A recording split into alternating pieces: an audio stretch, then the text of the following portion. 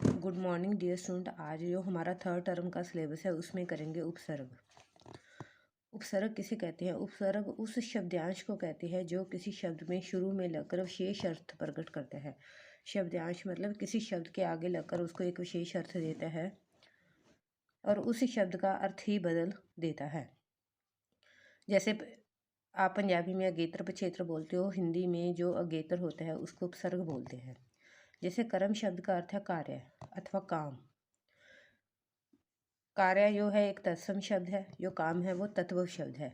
इसी कर्म से पहले सु और कु लगाने से नए शब्द बनते हैं। सु प्लस कर्म सुकर्म तथा कु प्लस कर्म कुकर्म।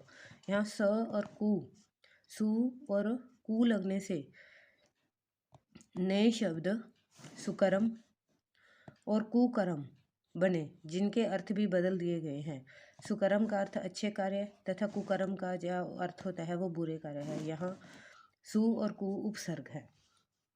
आगे है उपसर्ग की परिभाषा। जो शब्दांश किसी शब्द के पहले जुड़कर नया शब्द बनाते हैं और उसके अर्थ में भी परिवर्तन हो जाता है उसे उपसर्ग कहते हैं। जो शब्दांश किसी शब्द के पहले जुड़कर नया शब्द बनाते हैं और उसके अर्थ में भी परिवर्तन हो जाता है उसे क्या कहते हैं? उपसर्ग।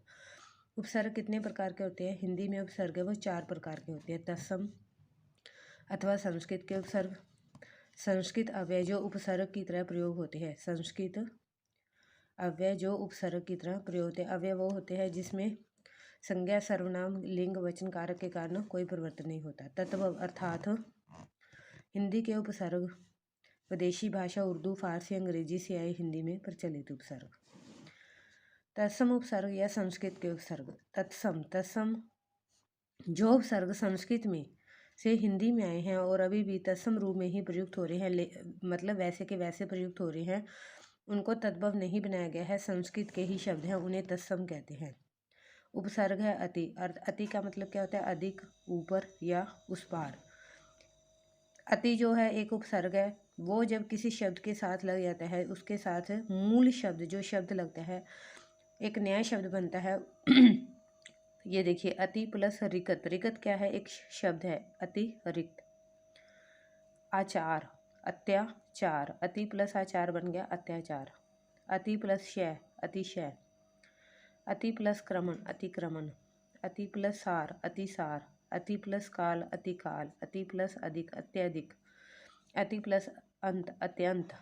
अति प्लस उत्तम अत्युत्तम। अधि श्रेष्ठ ऊपर समीपता। अधि का मतलब क्या होता है? श्रेष्ठ है, ऊपर है, समीपता है। अर्थ क्या होता है? अधि प्लस आत्म अध्यात्म। अधि प्लस पति अधिपति। अधि प्लस कार अधिकार। अधि प्लस भार अधिभार। अधि प्लस नायक अधिनायक। अधि प्लस कृत अधिकृत। अधि प्लस राज अधिराज। अधि प्लस यन अध्ययन। अधि प्लस आदेश अध्यादेश।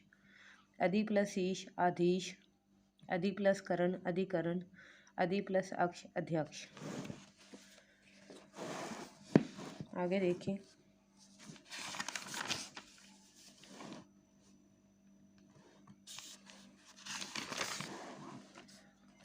आगे है अनु। अनु का मतलब होता है पीछे, समान, क्रम, पश्चात, समानता। अनु प्लस करण अनुकरण। अनु प्लस शासन अनुशासन। अनु प्लस चर अनुचर। अनुचर मैंने होता है दास। अनु प्लस रोध अनुरोध मैंने होता है बेनती। अनु प्लस सार अनुसार। अनु प्लस ग्रह अनुग्रह। अनु प्लस क्रम अनुक्रम।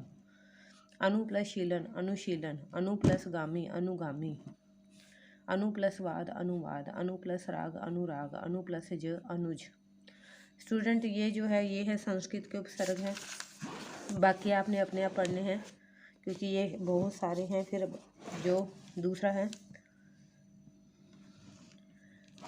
ख्याय भाग है। उपसर्ग की तरह प्रयुक्त किए जाने वाले संस्कृत अव्यय। अंतर उपसर्ग है। अर्थ अंतर मैंने होता है भीतर। मूल शब्द क्या है? आत्मा, मन, देशीय, मुखी। आत्मा अंतरात्मा, मन अंतर्मन, देशीय अंतर्देशीय, मुखी अंतर्मुखी। अंतर जो शब्द है वो आगे लगकर उपसर्ग बना है। आगे देखिए। अभाव, अभाव का अ का मतलब होता है अभाव, निषेध, विपरीत, हीन।